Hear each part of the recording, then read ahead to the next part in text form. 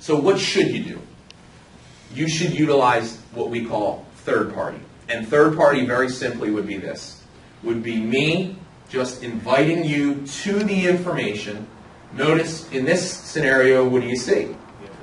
See, I'm not making it about me. It has nothing to do with me. It's this. See, here's the problem. If you've ever had somebody ask you, well, how much money are you making? It's because of this. You're making it about you.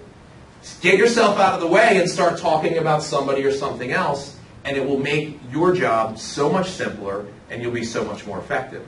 Let me give you a couple examples of third party.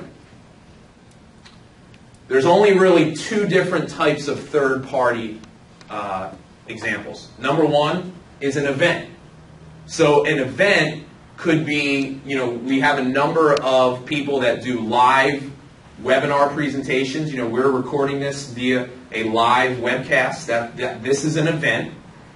It could be a meeting where you have your new prospect and you get somebody in your support team. You have lunch or you get a cup of coffee and they present the business. That could be a live event. It could be a weekly meeting. In many of the areas, we're here at the training center in Connecticut. They do meetings here every day. There's opportunities to do that.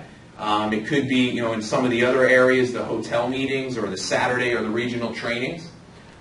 The last thing there, a home meeting, is by far the most effective of the live events. And it's what we encourage any serious person in this business. We strongly encourage you to pick a day and a time, to start to contact the people that you know and go through this process, and have a day and a time where you can simply, at the end of this, say, hey, come to my house on this day and learn more about the business. Because this is what we found. If you try to build your business through weekly meetings or dragging people to events, you will be so frustrated. It's so hard to get. If you invite 20 people to a live weekly meeting, you'll be lucky if 2 or 3 show up. But those same 20 people, if you invite them to your home, you could get 15 of them to show up there. And the whole key is just getting people in front of it. Okay? So events are one, and the second type of a third party is a tool. So a tool could be a recorded version of the webinar. There are a number of them out there that you can use. A tool could be your website. It could be a DVD. The company has a DVD with presentation on it. It could be any of the videos that the company has just recently put out. We've got underlined, once again, bold and underlined, that it's important, the company overview call. Some people call it the sizzle call. This is, in our opinion, by far the most effective tool. We're going to talk a little bit more about the usage of that, but in our experience, we have overwhelmingly gotten positive responses from this, and people are having tremendous amounts of success utilizing this.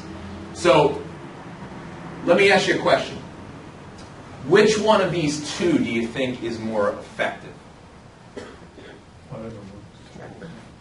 Whatever works. Good point.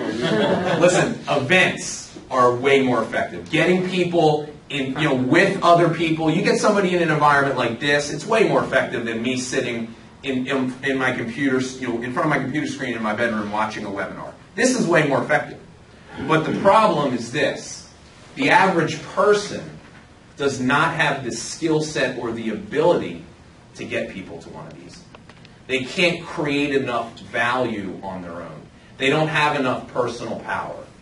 So tools are way more effective. Tools will become the crutch for the new person that's nervous, that doesn't have the language, that might not have the respect that a lot of people do in this business, right? So they can use a tool first to create the value to then get somebody to an event. So it's the tool that we really think is the most effective way to go with third party.